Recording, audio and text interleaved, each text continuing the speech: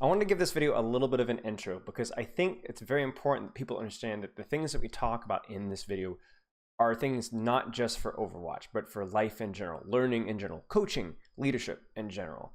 And I think a little bit of a background would be appropriate here. So I was initially motivated to release this video, or do this stream rather, after there was a little bit of a controversy, a little bit of a debate within the Overwatch educational community, a little bit of drama between the quote-unquote elite coaches and another coach who was doing some lower rank coaching, and debate about how delivery mattered and how you coach different ranks differently. And there's just a big discussion about that. And instead of really addressing those points necessarily, I think it raised an important question about how learning happens, how a coach should conduct himself or herself within the coaching arena, and how learning best happens and how mentorship best happens.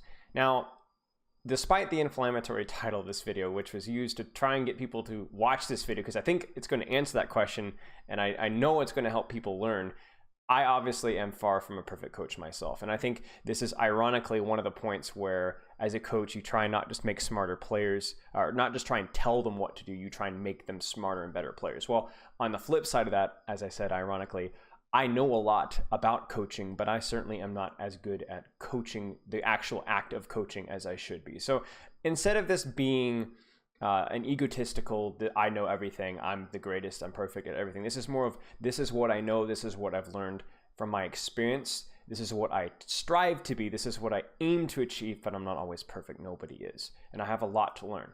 So instead of this being an ego trip, as I said, I really wanted this to just be an open discussion, sharing what I've learned over the years and what I try to be whenever I coach a team, whether that's the London Spitfire, whether that's a one-on-one with the bronze player, or even something outside of Overwatch entirely. What am I actually trying to accomplish? If you disagree, if you have any other opinions, science-based, or even just experience-based that you would love to share, ultimately I want this to be more of a discussion, so please post your comments. I read every single one, because that's ultimately how I've gotten better too. So if you think there's something important that I missed, or you disagree with a point and you've got some information to back it up, or just, like I said, experience, please post in the comment section. I ultimately want this to be a discussion about what we feel like Overwatch coaches, but also just coaches in general. What are they missing? What do we need to be doing better on our end of the game? Because ultimately this discussion, this criticism, and this debate is with the goal to make us better coaches and better individuals, to help other people learn and just grow better as individuals. So I hope you find this video entertaining, but mostly educational about what makes a coach and what we need to be doing better on our end to make ourselves not only better coaches, better teachers, but better leaders. Enjoy. The reason why I'm doing this is not to actually like throw my hat in the ring in terms of the drama, but because I was thinking about it and I'm like, actually, this is something I've been wanting to talk about a little bit for a while, because this is something that I have fought with and wrestled with for years, inside and outside of Overwatch. I've read a lot of books on this, done a lot of research, on a lot of my own practice with it, and I think you're going to want to stick around, because I think this is going to be some pretty interesting takes on some things that it's not just about Overwatch at this point. It's about learning in general. So basically, let me just pull up the video for you guys and give you guys like the first couple of minutes. Savvy Drone, thank you for the sub. Give the first little couple minutes of the video in question. Here you go. Angry Llama. I've heard some shit about this coaching, some not so friendly shit, and I was curious to see, like, what the fuck is this replay bot? It's literally, you're thinking about the passive play and not how to open up the fight. Do you think that's true, though? Do you think I'm not thinking about that? Or do you think maybe I'm thinking about it obvious to the people watching? No. I'm not even making it obvious to this player. I don't want him doing it. The Angry Llama is made for adults who enjoy honest, crass cutting. Loved it. I know how to teach people things. And what I do is, I actually had a course. It was all about learning the Rubik's Cube. You couldn't pass my course without actually doing the Rubik's Cube segment in engineering. Everyone had to pass it. It didn't matter your spatial ability. What I'm doing is you take any large complex problem and you can break it down into doable steps. What I give them are 3 steps, not the 1,700 things they need to do to get to platinum. I want them in silver. And then they can come back. And then we can talk more about expanding on that. But if anybody ever came up to you and said, hey, make me a Navy SEAL sniper, you'd be starting doing PT and push-ups and this stuff and that stuff, right? They don't. Yeah. You need the basics. And my argument isn't that I don't know what you guys are saying. My argument is I would never say that to this person. It's a horrible pedagogy. The other one. I love it. Okay, good. Very, very common. Lots of anti-livestock sentiment around the parts. But let's get you in and show you how it really works, and then you can go tell the others if it is shit or not, and I'll completely go with you. I'll fucking hold the sign for it. Hello, it is Al, and like every other community, this one's got some drama. Why do elite players hate the Angry Llama so much? Well, we dig into that today. Luna came over from IO Stux's like community 3 or 4 and minutes, some guys. other high elite communities where the they context do here is the important. hour-long, sometimes 2-hour-long, in-depth, data-driven videos. Lots of concepts and stuff. Cool, okay. I don't know what your opinion on your older videos is, but I might have a couple questions because some of your games seemed a bit off, by the way. This isn't to argue with you, it's more to gather information. I actually I don't watch much Overwatch content because I'm aware a lot of it is giving people info that they want to hear more than anything. I don't find that true at all. I barely see It's kind of an any odd statement. VOD reviews where people are just saying, wow, this is really good. Very few. I think maybe 10% of mine have been like, holy shit, this dude doesn't belong in this rank. But alas, people want to watch one video and make huge assumptions. But that's okay. Maybe you watched a few and you still came to that realization. Fine. Okay, you seem to be a fan of healbotting and sitting in a position that doesn't allow him to create openings for his team with aggressive nades at the start. Why is that? Good question. And wondering why my advice might differ from someone like IO Stux or Spilo or I don't know, A10, name any of these like high-end dudes, and why my advice is different. Now, I'm gonna tell you it's the audience, but you're not gonna believe me. So let's get right into it. I do find it funny that people think like I don't know the information, and that's why I'm holding it back. But if you know anything about teaching, you don't say all the high-end stuff to people that aren't gonna get it just to feel good about yourself. I've been in IT, I don't know, since my birth, and it's literally very common for engineers to feel so proud of themselves walking out of a meeting where they talked over people's heads and made sure they know that they are less than in this topic. It's so common, it's hilarious. Quite honestly, I was a programmer, maybe I was like 21 or something, one of my first jobs. Yeah, I stopped programming. You know why? I was the only guy that could send to meetings that wouldn't piss everybody else off. I can talk to non-technical people, and in fact, my #1 skill is to bring highly technical concepts down to a level that that person will understand, but not lower. Okay? Literally did it at hospitals, literally did it at Fortune 500, and I'm doing it in Overwatch. And I'm sorry, that doesn't give me an ego boost of feeling super fucking smart all the time. But I'm doing exactly what I believe the student needs and the information they need to hear at this very time to get to the next level. Not to get to plat, not to get to diamond, not to get to top 500, you fucking dickheads, but to help this bronze lady who works her ass off in science, comes home after a long day of work, and just wants some fucking help. Yeah, she doesn't want the IO Stux diatribe on fucking nade usage. She needs just a little bit of help, something that she can consume and then put into practice, hence my post-it notes. But it's cool. When I help these people, I find it super awesome that everyone else shits on me and these people. You know why? Because fuck you. That's why. We're gonna have our community. I'm gonna help these people whether you like it or not, and go fuck yourself. And let's go. Oh, hey, let me introduce you. This is Okay, so like context given there. By the way, I need to check chat here. Context given, there's a sub. Toxic Sword, thanks for the sub. I'm gonna take just a couple seconds just to ignore subs in chat for just a second. So let me give you guys my thoughts. So I'm not going to comment on this video in particular, even really the Angry Llama. I think that's small potatoes. Not his channel, but the drama itself. Whether it's IO Stux or whatever else is going on, I just don't care. I don't think it matters. I think it's petty. But what I think is really important is the concept that's being discussed here.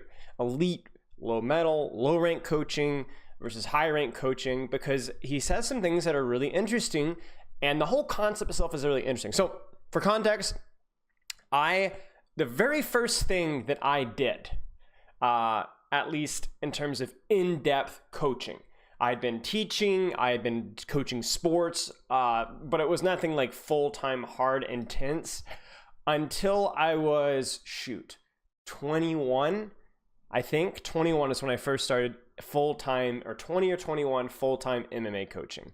Now, what made my experience really unique is that I had a very broad range of people that I was coaching and training with. I was literally teaching not even 4 years old yet, they're pooping their pants basically, to adults, and not just adults, but I was actually training with very athletic people that had been doing MMA for a while, even training and working with actual fighters. And I'm not talking like Conor McGregor's, but go over to Boston. They've had a couple of fights over in Boston at the so-and-so Coliseum here. That's like it's amateur or low tier professional stuff. So, but they were like, they're fighters, right? And the teenagers and overweight parents and super athletic 10 and 11 year olds, and then skinny nerds. Like, I've done everything. And what I learned is that you can't teach everybody the same way. Everybody knows that. But regardless of whether you're brand new to something or whether you're experienced, and really regardless of what your goals are, everybody needs a foundation of solid fundamentals. And whether that's helping you to be able to defend yourself better, like I might do only martial arts or MMA for a year and a half, once or twice a week, just so I can defend myself better, or whether I'm actually training for a fight, or I'm giving my kids something physical to do, right? You want a fundamental of, these are good fundamentals of MMA and self-defense. And really, regardless of what your goals are, if we're talking grappling, I'm going to be teaching posture with guard, right? It's a position in the ground. It's posture with guard. Or making sure that you're, for striking, making sure that you've got your fists by or nearby your eyebrows a lot of the time. I mean, there's different thoughts on that train. Being in a good stance, right? Stepping with your strikes, right? There's like some fundamentals that just everybody has to do, whether you're MMA or whether you're top tier. And so you want to understand what those really important fundamentals are, and then you want to make them accessible and teach them. And either you're grinding them repeatedly with the really, really high end MMA guys, or with the lower rank, the new kids, the 4-year-olds, the kids with the finger up their nose, you're helping them get involved with that. Now, I want you guys to listen really carefully to, I'm actually not going to play it again, but do you remember when he said the whole IT thing, where he was like, I was one of those few guys that didn't go out there and just throw knowledge out just for the sake of knowledge. And that's a really important point, because in learning, you have a curve. You have a curve. This is, by the way, this is not a hard rule. This is just kind of general, okay? And it's basically, when you're starting to learn something, okay, you think that, okay, right about here, this is like the actual knowledge here, okay? I don't know if you guys can see that. And then actual confidence. Let's just say con and no, okay? So my confidence is really, really low, okay? But as I start to learn more, my confidence is going to go up. And I'm like, man, I'm so smart.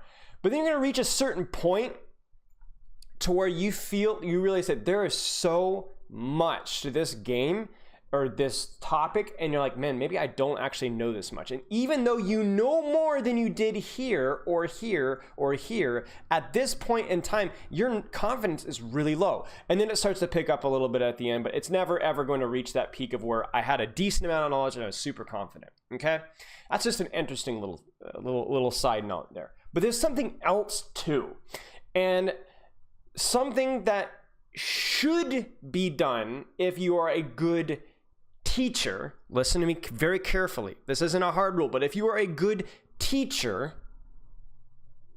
as your knowledge grows,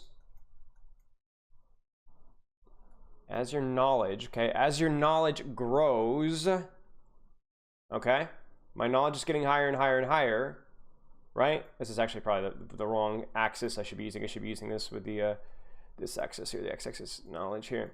As your knowledge grows, you be allowing you to be, your efficacy as a teacher should also grow.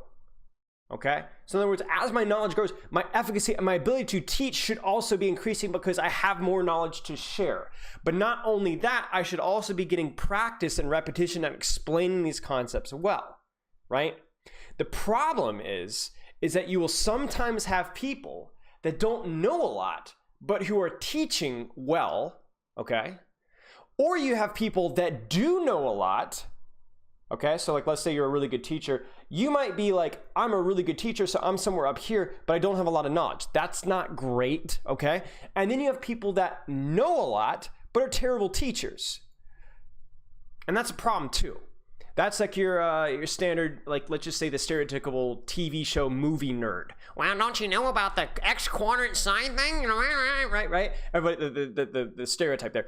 And that's bad because it doesn't matter how much you know about the game. If you can't teach it, explain it in a way that the person themselves can actually learn and apply it themselves, then it's utterly worthless. It's utterly worthless. I've had a lot of experience in the MMA field. I don't know about the other sports fields where I have worked with other teachers and coaches who sucked, to be honest. Like, they sucked. They were way smarter than I was, way more experienced than I was. I mean, I was in the game for like 5 years, you know, which is nothing compared to some of these guys. But they sucked at teaching because it would go long and it'd be drawn out and they'd go in rabbit trails and they didn't know really how to drill and it would be boring or it'd be too over my head and it was just awful. So knowing more doesn't mean necessarily that you're a better teacher. And a lot of the times, if all you do is pursue knowledge, if all you do all day long is just study VODs all day long, then that might even actually hurt your ability to teach, okay? Now, this is where we finally come to the subject at hand. So sorry for all the rabbit trails, okay? Because we gotta set up a perimeter, okay?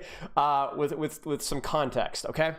And with the elite versus metal coaching, the thing that has to be discussed is that your job as a metal coach, or listen to me, as an elite coach, isn't just to teach new information. In fact, that is often the minority of the value you provide. Instead, it's to get the individual to learn how to think on their own, to learn how to solve problems on their own, and to simply motivate them to actually go and do the learning themselves. Hey, I'm streaming. That's the goal. More than any, I'm talking 90%. It depends, I think, on the situation and the person. So the point is I'm not saying it doesn't matter if you're a knowledgeable person or not, or if you're giving misinformation when it comes to Overwatch coaching or not. What I am saying, though, is it's more important that you're motivating and challenging the individual than you are actually giving information. Does that make sense? Now, I'm going to elaborate more on this in a second because it gets even more important. Okay? Now, this is where it gets really interesting, though, because as like my ability as a coach has actually increased the more knowledge I got at the game. Because I don't know, it wasn't exactly an epiphany experience for me exactly, but it was like there was a turning point for me with Overwatch where I probably somewhere over the winter, maybe when I came back to stream, at the end of my time with Sheer Cold, when I came back to stream, when I learned more and more about the game. There's like all these details. I'm talking, guys, look at this. You guys want to see something? I'm gonna make sure I don't dox myself here. Let me pull up a couple of things here. Yeah, this is a joke. You guys want to see a joke? Check this out. Look at this. Look at this. What is this? And I had a document for every single hero. Like this. What is this? I would watch YouTube video after YouTube video after YouTube video of, oh, I didn't even think about that. Don't have to go in all the time as Wrecking Ball. Use walls to jump as you roll in the wall to achieve pile driver height. Look for cooldowns. Pressure backline, absorb cooldowns. Hammer takes space, team moves forward. Diva plus hammer. Diva protects backline. Step off small edges to allow pile driver. Use third person scout. Pick up health packs. Point pressure. Pushing your team. Pile driver versus CC if you have to grapple away from. Like all this stuff. And I have one for every single hero. And I was so meticulous And I got more and more and more and more complicated, and I learned more and more and more and more, and that was good, you know, not a negative thing. And then finally one day, like after working with, I think it was like the Zen Brig meta, and then starting to streaming with you guys a lot, I realized I'm like, this game is just a game of timing and angles, man. It's just a game of timing and angles, and controlling angles and synchronizing your pressure at the same time. And in things like playing slow and playing fast, like for example, if you were to tell me that, if I were to tell, okay, here's the plot, here's the thing. Reaper comps don't have to play fast. Reaper comps can play slow, but they have to play in short sightlines. Zen comps don't have to play slow either. They can play very fast, but they like playing fast and longer sightlines where you can get more value to the hero, and they're not immediately at risk. So the whole game started to simplify. I reached a point where I felt like I had learned so much about the game that it actually got really simple. Everything revolved around a couple of things. It wasn't nearly as complicated as I thought. And I think that was the kind of epiphany for me. So all that being said, is I think knowledge is really important, because the knowledge should not only allow you to understand the game better, but understand the game better so that in fact it's simpler. And why that's important as a teacher is so that you can then explain it in a simple way. Remember we talked about the ability to, your knowledge and your ability to teach. Simplicity when teaching is always best, always, without exception. It's not always possible. For example, if I'm trying to explain like calculus 6, you know, somebody trying to explain it to me, it'd be pretty complicated, right? I'm not that smart. I'm not that experienced. But the goal is simplicity. The goal is simplicity. And like what Llama was saying is like a lot of people kind of they're you know, they're patting themselves in the back by making things complicated when they don't need to be, right? If the IT guy comes to my house and says, "Hey, this program make computer bad," you make it good by doing this because that program stops bad program from working. Okay, thank you. I understand now. Brilliant. That makes me so much. That I understand so much better. You know, I don't need to know the like. I just help me to understand what's going on. And I absolutely agree with him on that. And I think there are a lot of coaches out there that not intentionally, but do overcomplicate things, and they don't get to the point. You know, it's again, it's not even through an ego thing. Sometimes it's just that they haven't been in the game long enough. They haven't worked with people long enough, and really they haven't questioned themselves about whether that's really the way of going things. So this is the thing though, because it's a dichotomy. Like anything, there are so many dichotomies in the world. Balance is everything, right, in life. And the balance is about pressing your knowledge, but also pressing your ability to teach at the same time. At the same time, being able to do both. And the reason so many coaches fail is because they think good teachers are good, I guess, lecturists, human textbooks, when in reality a teacher, and I'm not talking about a workout coach or a motivational speaker, I'm talking about your history teacher, your math teacher, your Overwatch coach. You need to be somebody that is likable, maybe not likable, but somebody that leaves an impression, I think is a better way of explaining things, and challenges you to actually do the stuff on your own. Because here's the thing, is I can pull up a replay code and I can say, okay, here are the rules of positioning, corner or cover, okay? And then you need to always make sure that you're keeping a certain distance between yourself and the enemy team. The enemy team has snipers, so you need to look for shorter sight lines. Okay, but also for shorter sight lanes, you need to watch out for the Junkrat spam because they're running Junkrat Widow. So you need to making sure that you're watching for the rebound off the back wall behind you. Oh no, he's got 2 concussive mines, so you really need to keep your distance. Okay, there's also a Roadhog hook on the way, so you need to be tracking that cooldown. Okay, but you also need to be looking for aggressive nades because right now that the enemy shield is down, it's like, oh, no. It's too much. It's too much. Nobody can track that. And you could sit there and you can talk and go on about every single little detail, and they're just going to be weeping inside. And even if they don't get overwhelmed, they might be thinking, yeah, you're right. In the write this notes down. Okay, okay, so yeah. Okay, do this, do that. Yeah. But it's too much. They're not going to go into a ranked game and fix that. It's not going to happen. It's not happening. Your goal, number one, more than anything else, and this is why the first thing I tell people when it comes to improving is fix your training, how you train, not even what you're doing in the game, but how you train, and self-review. You need to learn, and you need to build the habits yourself. People spend $15 on a review with me. And they're like, I'm still stuck in silver, man. Still stuck in not many. Thankfully, most of you have been, have put in the effort to climb. But I can't.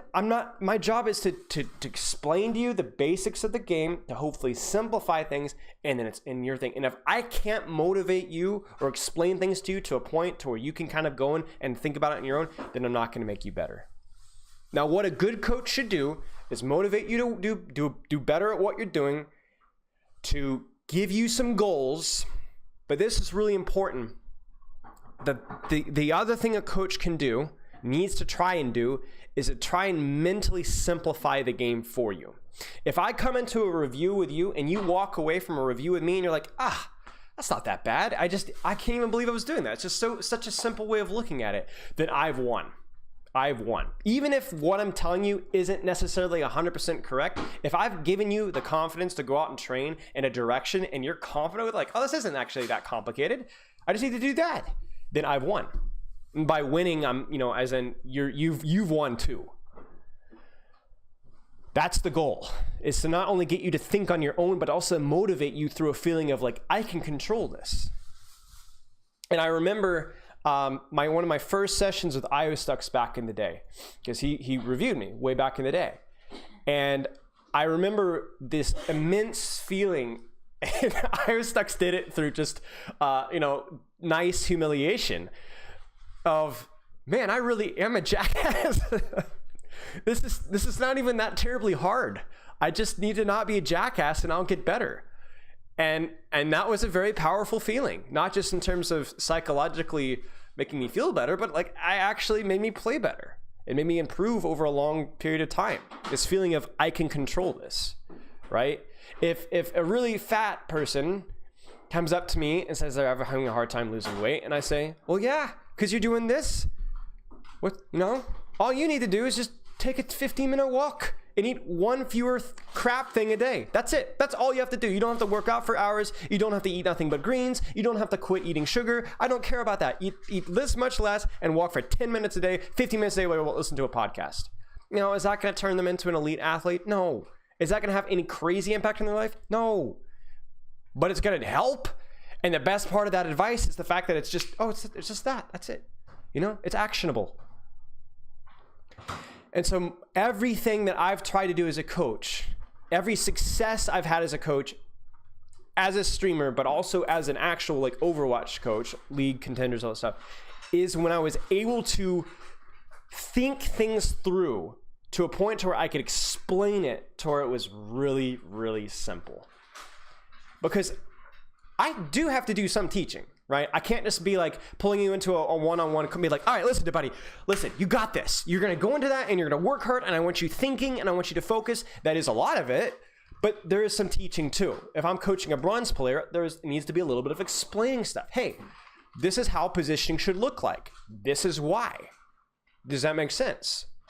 Okay, next team fight here. What do you think about your positioning here? We've talked about this. You understand this. What do you think about that? Does that match what we talked about? It doesn't? Okay, then where should you go? That's coaching, guys. That's coaching. Now, I did introduce something new in there, new information. He didn't know, or she didn't know about, or didn't think enough about corners, okay, or cover.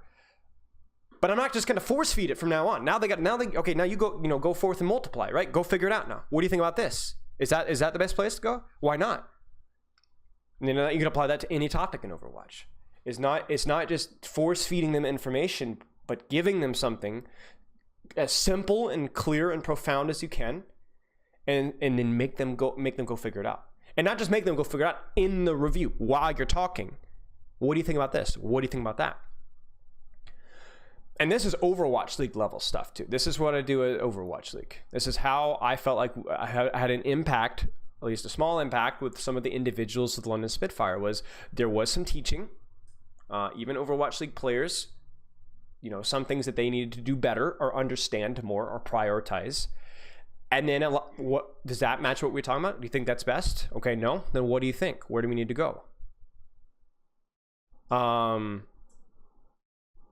So again, without really getting into the Angry Llama situation, and I'm not going to comment on his coach. I'm not really up with how he coaches or what his reviews are like. I honestly don't have the time. But there really shouldn't be a difference in how you coach lower ranks and higher ranks in terms of how you deliver it. Now, here's a little side thing. Here's a little thing. When it comes to the quality of information, I want you guys to think about this. And here's the coaching, okay? I'm going to coach you for a second, all right? If you are with a coach who is giving you a bit of not bad information, but really it's not the best, okay? You could watch a Spilo video and you would be like, get all your stuff ironed out. That idiot doesn't know what he's talking about, right? But let's say it was decent, okay? Let's say it wasn't exactly accurate information in that coaching session. Would that coaching session have value or not? What do you guys think? My take is that it will have value. Yes, it will have value. Depending on how bad it is. So, let's put it this way. If, for example, again, I hate to use this analogy, but it just fits really well. If there's a really, really overweight person, and I'm telling them, listen, buddy, you need to be running, half a mile a day. Walks aren't going to do anything for you. And you need to be avoiding these saturated fats, man. These coconut oils. You need to be eating, you need to be avoiding all that, all that stuff. You need to be on, your diet sodas. That's all you're drinking, diet soda.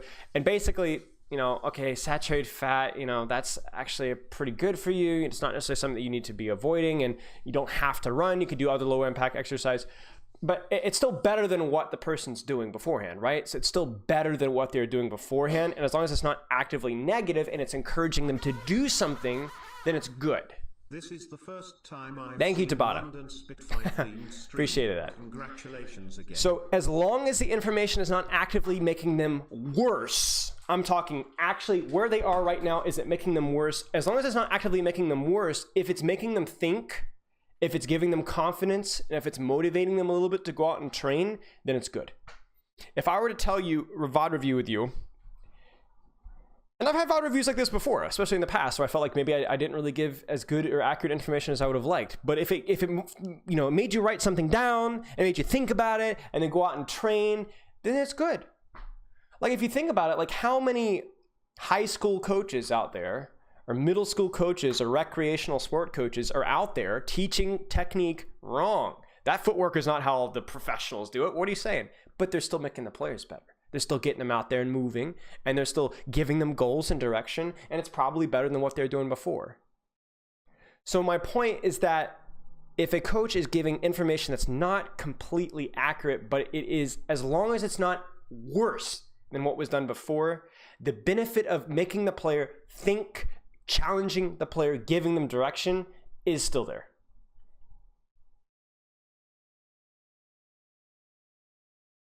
Dad jeans. That's great. Thank you for the.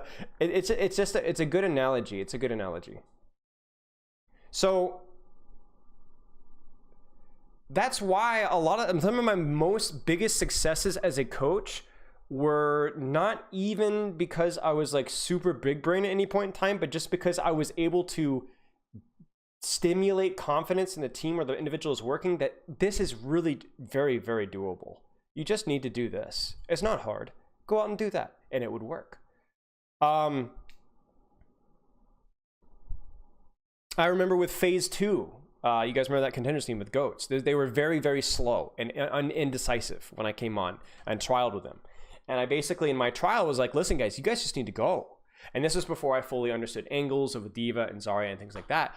But we found a lot of success out of our team just going, okay, guys, ready, 3, 2, 1, go. And you see that a lot in contenders. You see that a lot in contenders where teams will have bad understanding of the meta, but they just go. And their timing is good, and they've got confidence, and it works, right? And that's the same kind of thing. So all that being said, guys, as a teacher or as a coach, your job is to make the individual a better learner, a better individual, not a smarter one, not somebody who understands the game more.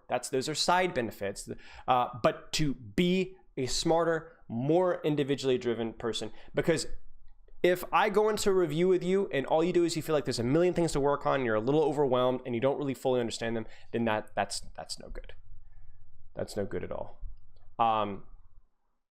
Because ultimately it's not even like other sports. You're the person that has to recognize and make these decisions in the game. I can't be calling plays from the sidelines, right? It's important enough as it is in normal sports. It's even more important in esports. Javen, thank you for the sub. And ultimately the game is just too complicated. It's just way, way, way too complicated for anything, for there to be any rigidity. It's not like chess where you memorize a couple of set moves. It's not like anything like that. There are no set plays. I'm not calling from the sidelines. I can't predict what's going to happen. There's too many human elements. The maps are too big. The hero pool's too wide. The interactions are too broad. It's impossible. I'm glad to be helping. So now the hard part about this for you coaches and teachers out there is unfortunately getting better at communicating, simplifying, encouraging, motivating. That's the hardest part. It's the hardest part. It's not simply, oh, you just need to understand the game better. That's hard, but doable. But being better at actually teaching coaching is the hardest part. And to be honest, there are times where you can make no headway with the individual. There was a certain individual back in the day on stream who I used to coach probably once every 2 weeks. This was back when it was free. And this individual probably received at least 10, 11 reviews from me. And they maybe climbed 200 SR. 300 over about a year and a half. Lots of complaining, lots of excuses, sending a review. He's making the same mistakes over and over again. And I realized that this player is not going to get better. Not by what I'm doing now. And that's when I started to charge for VODs, and he wasn't interested in paying it. And to be honest, like that right there kind of showcased it to me. Like, it's not that money is everything, but if you're not willing to pay like $5, $10 for a review, that kind of shows how serious you are about improvement. And it showed. It showed in their gameplay. They were very inconsistent with their training. They would get tilted. They would always swap. And these are things that go over and over with them. And they wouldn't get better. And they wouldn't get any better. And, you know, I'm not saying that you're a lazy or stupid person, but maybe Overwatch is just not for you. Or maybe it's just something that you casually play, you know? If you're not willing to spend a little money, that probably tells me that you're probably not really serious about it. Now, if you don't actually have the money, but you are serious, that's a different story. But like it said, it was a not training, not doing this, not doing that. And it was like, I realized that like, all this person is doing by sending in a VOD is they're fishing for compliments, essentially. They were sending in VODs where they were playing well, or they thought they were playing well, or they'd get a huge 5K and be like, oh, wow, look at that, you know? It was like a self-esteem boost, you know? And that's just not, like, as a coach, like, you're just not going to make any headway like that very much. So, and there's going to be players who aren't motivated, who don't want to get better, who don't care, who aren't willing to put in the work it takes to get better. For example, if you're a Masters player, okay, you're like high diamond or low plat, and you're like, I want to hit GM, okay, do you understand how much work that's going to take? You can be very efficient with the work, but it's going to take you about 3 hours a day to climb to GM, if you're efficient. And a lot of people don't have that or don't want that. And that's okay. It's a video game, guys. It's a video game. This isn't your life. This isn't a job. This isn't, even something like, I would say even like a musical instrument, right? Where there's probably better psychological ramifications. It's just a video game, guys. But if you're not willing to spend 3 hours a day, you're not going to get GM. Every single day, you're not going to hit GM. So if you don't want to do that, then you're not going to get there. And obviously there's other players who have a lot of other, issues and things. Sometimes it's harder for some individuals and it's easier for others. But yeah, so like, I guess the thing as a coach is to assume that there's something that you can always be doing better in how you're delivering and motivating and how you're delivering this information. But also there are just going to be individuals who you won't make an impact with, enough of an impact for it to matter. When I was coaching MMA, Beth, you understand this. There's some kids that just wasn't a good fit. They'd get one belt, right? And then a couple weeks later, they're gone. And just how it is. The goal is to find the people that really do want to get better, and then you need to be successful with them. And if you're not successful, then that is when you kind of have to beat yourself up over a little bit. Even had the focus to push for masters. Okay, so here's the thing though. Do you want masters? Are you willing, or do you want to put in the work to get there? Is that something that you want? Because I have no desire to climb in ranked anymore, or at least very little desire. I don't play ranked. You don't, right? A lot of people don't. There's nothing wrong with that. And you don't need to answer me. It's not my business. That's your business. But that's what you got to go figure out. There are players in Overwatch League who don't belong there. I'm not talking about London Spitfire, but like there are players in Overwatch League. There are players in Contenders that have been hard stuck tier 3 for ages, and they're like, now there's nepotism and lack of coaching and this and that and bad luck, of course, but that is one of the factors. I mean, I definitely had my rounds of bad luck, and I think I was fortunate to get the opportunity that I did, but I got here. I had probably the worst luck when it came to coaching in Overwatch of anybody that I know. I started too late. I basically ended up in a situation where I was, stereotyped as a head coach. So I missed out on a lot of opportunities. Had whatever the heck happened in Boston, which probably trashed what reputation I had.